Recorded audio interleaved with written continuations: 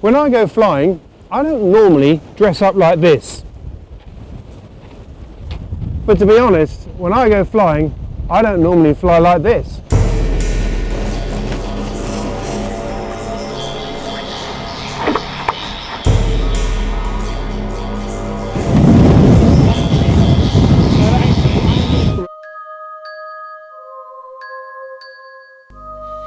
Fancy a spot of foiling?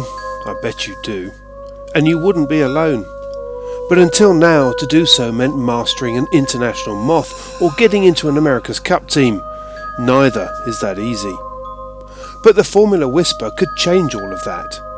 Designed by university lecturer Ron Price, this 20-foot cat is designed to appeal to anyone who can sail and fancies a taste of foiling.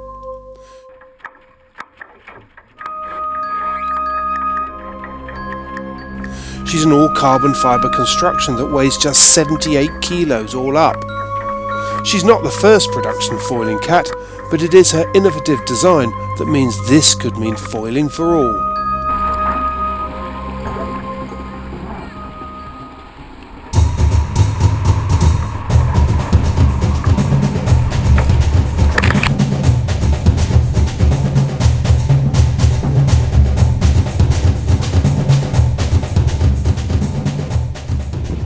How come the professionals always make it look so easy? I mean, at the boat show it was, come foiling. It's straightforward, it's very simple.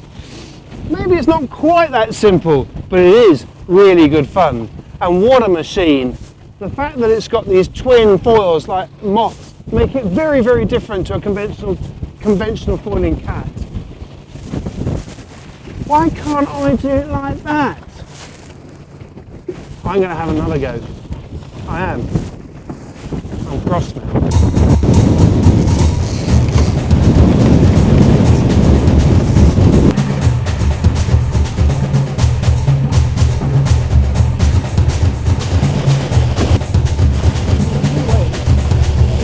Yeah.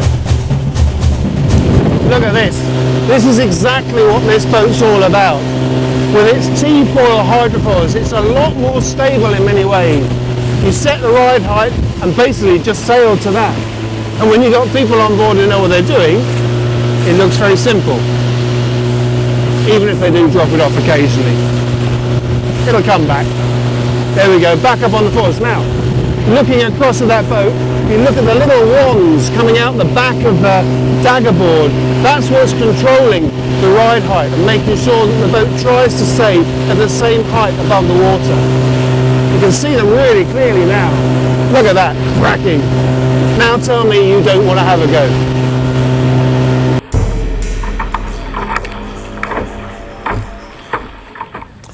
Well, aside from the fact that this is a foiling machine, let's have a look at some of the components that make this a really quite a special boat. The first thing that strikes you is just how narrow these bows are at the front. They're really, really sort of, I mean, they look like international moth bows in some ways. They're that slim. But beyond that, the next thing that strikes you is that this boat is actually made of two key component parts. Basically, the deck, which includes all of the deck, and the hull, which includes all of the hull. And the two are stuck together. And you can see indications of this. There's a seam that runs here. Now on the production models you won't be able to see this, but this is the very first one. And this is where the join happens. It's where the two things come together. And we'll see why that's so important when we get further back in the boat. So as we move further back here, this is of course the action end of it, the foils. This is what we're really talking about. Now the significant difference about this boat compared to a lot of foiling multi-hulls that you see is that this is a T-foil. This is very much like a moth, an international moth system with a dagger board and a foil and basically an elevator on the back of this foil that is operated by a wand that as the boat rides up changes the angle of attack of this elevator on the back, and that's what controls the ride height of the boat. And of course this boat, being a cat, has got two of them, and that's what makes it so different to a lot of the C-section and L-section foils that we see on other foiling cats. Now, as far as the detail is concerned, you can also change the angle of attack of this foil with a worm drive here, which is just driven on a pulley system. in there, very straightforward. Just pull the rope one way or the other and it changes the angle of attack of the foil. Moving further back, talking about the hull and the deck being two separate components, we see that very clearly here. This is one of the big advantages of this build system, is that there is no conventional beam that goes across the back and is bolted in on each side. That way of doing things, the conventional way of doing things, is actually quite heavy because you need structure in the hull to transfer the loads. This is really clever because this is part of the deck moulding. It's splayed out here, which spreads the load. It also means that the boat is very, very stiff in this plane. It just doesn't do that. And that is very important indeed, because if you've got foils, the last thing you want is the hulls to be changing their angle of attack. So not only is this a clever part of the design, it's an essential part of the design, and on top of that, it also accounts for this boat being incredibly light, all up 78 kilos. That's about the same weight as an A-class cat. I mean, a Tornado or something is 150. It's a very, very light boat. Then the final element in the overall jigsaw puzzle is the T-foil on the rudder. Very, very straightforward. You pull a pin out, you drop the rudder down, you pin it in. That's it. End of story. There's no change or there's no angle change on these foils. They just go straight down.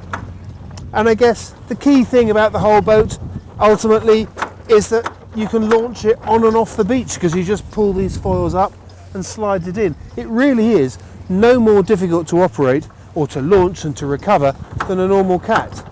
But it's a very, very different boat when you get out on the water. One of the things that's really interesting about this boat when you're sailing it is that you're not actually that aware of it being up on the foils. The helm does change a bit and it does go a lot lighter and it's a little bit twitchier, but it's not as dramatic as it looks from off the boat.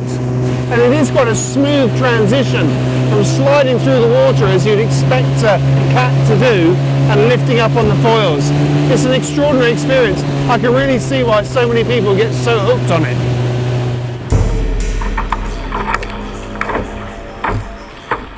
Well, I'll be honest, I found it quite tricky at times, but it's a strange feeling on board this boat, because in some ways the things that I found trickiest were actually the simplest things to do in theory. I'm not that used to sailing dinghy cats, and trapezing a dinghy cat I found quite tricky. But the thing that you'd expect to be difficult, which is the feel as when you come out on the foils, actually isn't at all. In fact, the weird thing is you hardly notice it when you come off on the foils. It's only when you suddenly realise that you're way above the water that your mind starts to freak out a little bit. But having said that, a few of us had a go on the boat today, and it was very clear that those with multi-hull experience got on with it straight away. So I think it's a great little boat. I just think I've got to go away and practice a bit more. Oh well.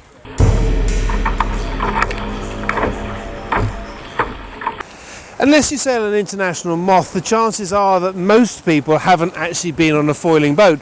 They're the domain of professional sailors. But this boat changes all of that. This boat is specifically aimed at club sailing. And here we are at Western Sailing Club in Southampton waters, surrounded by club sailors. And sure, she's the centre of attention here, but I wouldn't be at all surprised if this becomes the norm in a few years' time.